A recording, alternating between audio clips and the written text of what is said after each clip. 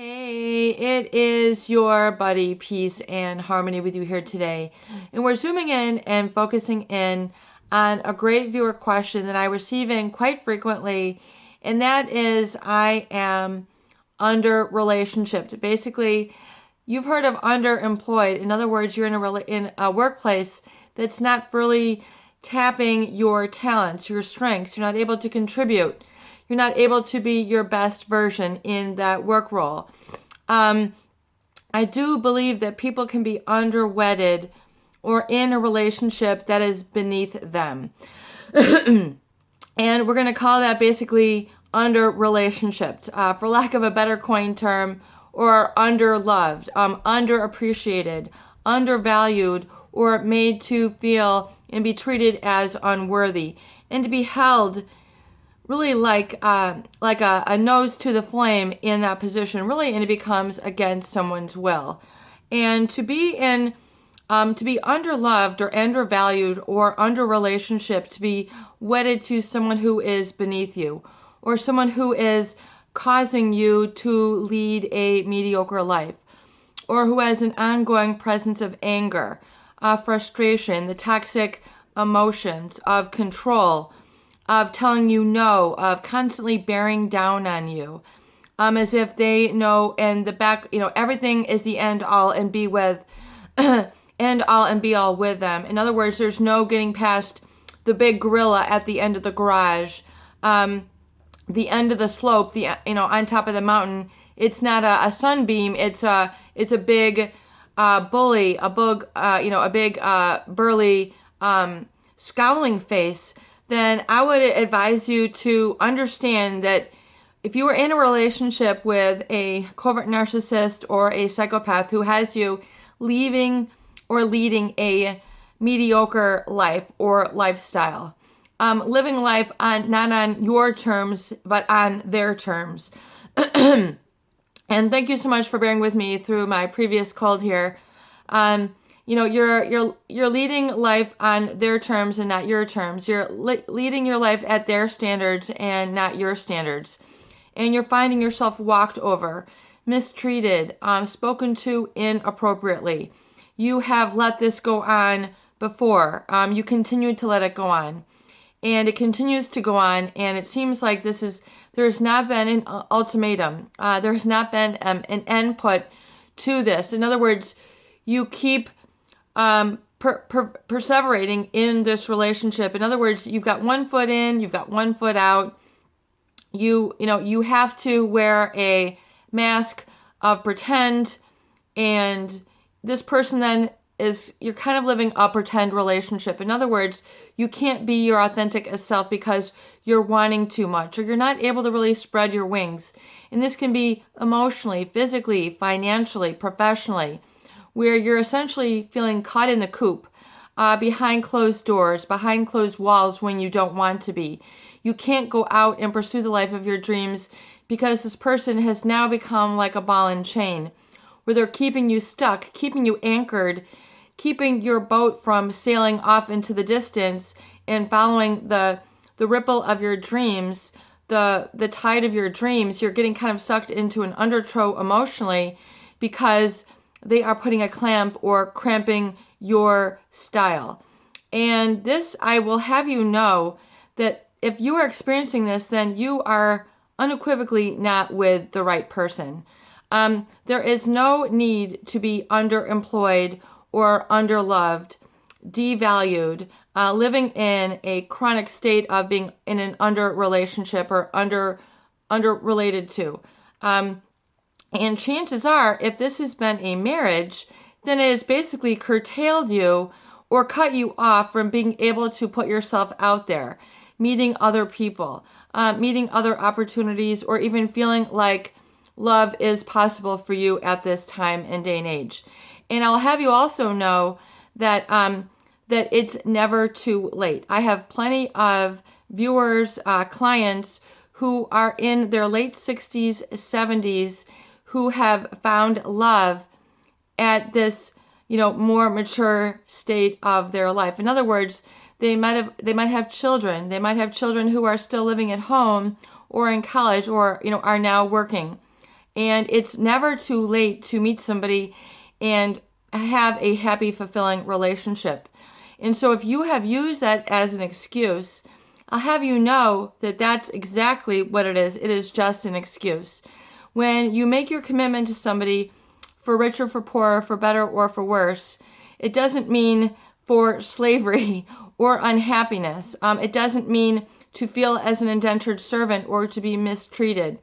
Yes, you make your commitment beyond, in front of the altar, in front of your community, your congregation, the Almighty Father, but yet it does not mean that you have to tolerate unhappiness, mistreatment, and living in a constant state of tension, anger, suppression, because repression is regression. If your life has hit a plateau or it's constantly regressing, then it's in a regressed or backward state. Your life is meant to be lived expansively, moving out, moving forward, and embracing the opportunity and the passion and purpose which you feel in your heart. So if you have continued to feel a nagging, like you're wondering if this is all that life is meant for me, and I feel like I'm not being valued or related to as the person of value and worth that I am, and I feel like I cannot be myself because I have to pretend half the time, just trying to be in a makeup state of the relationship where you're in the recovery after the fight. You're constantly at odds end. You're not living the life or the lifestyle that you want. You're in an undervalued relationship. Chances are you're not able to give that relationship your all. You're not able to be your all, and you're not able to give yourself fully in the way that you are respected and desiring to be treated. And as you know, there are wonderful qualities within you which need to be adored and recognized and appreciated. And if that is not what is going on in your relationship, then you are being under-related to. You are being undervalued. You are in a relationship that is being repressive and regressive. And the relationship is not going to foster your health, your happiness, your fulfillment, and allow you to see all the corners of the world or the lifestyle that you want. And it's not that you're asking too much. It's just that this person cannot deliver. They cannot deliver the goods. They can't deliver the emotional warmth. They can't deliver the security.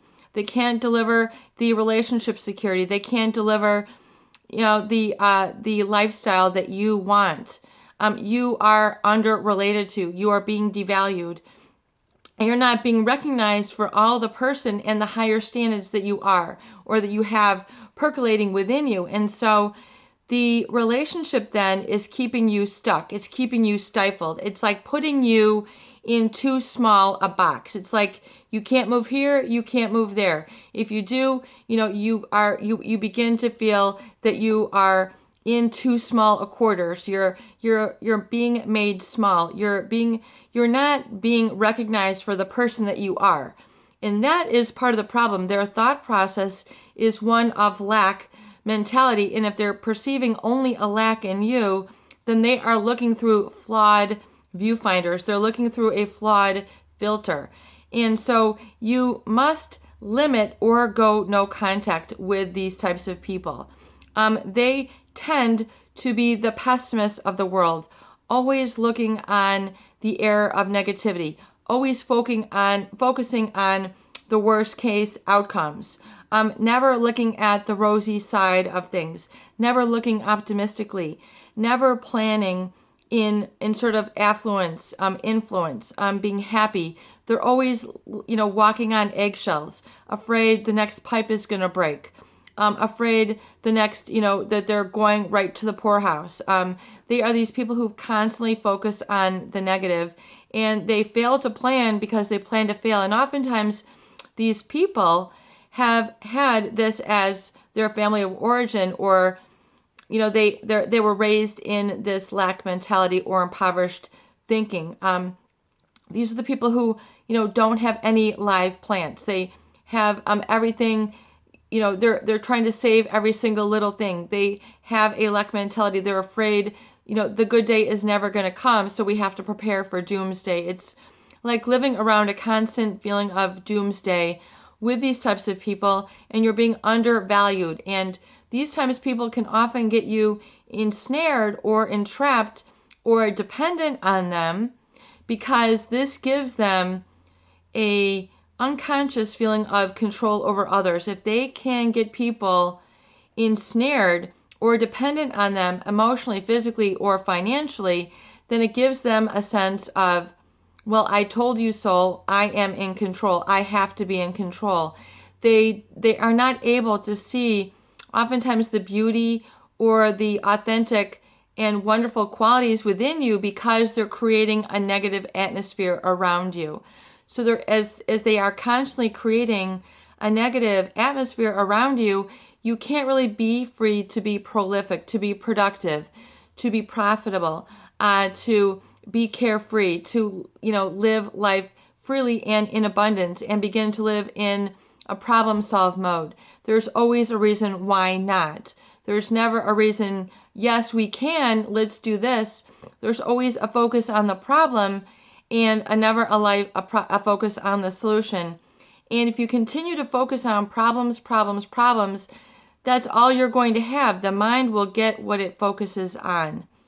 And this is the law of attraction. This is the universal law of attraction and abundance. If you focus on poverty, if you surround yourself with images and feelings and vibrations of poverty, then you will become that. If you are to match that negative vibration, if you are to internalize and then match that negative vibration, you will become exactly that. Those people who focus on problems eventually surround themselves with nothing but problems, and problems consume their life.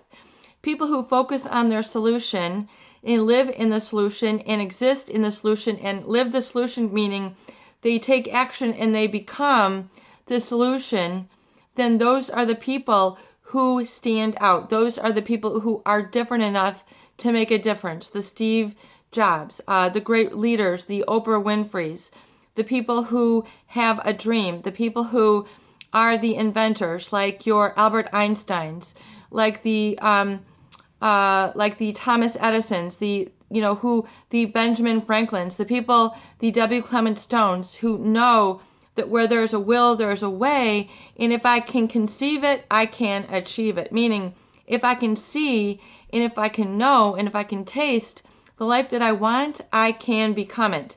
I merely need to hold it in my viewfinder long enough, and I have to allow those vibrations to soak within me. In other words, to be rich, you have to feel rich. To be loved, you have to feel loved. To be treated with completion, you have to feel completion. In other words, you need to have that vibration within you.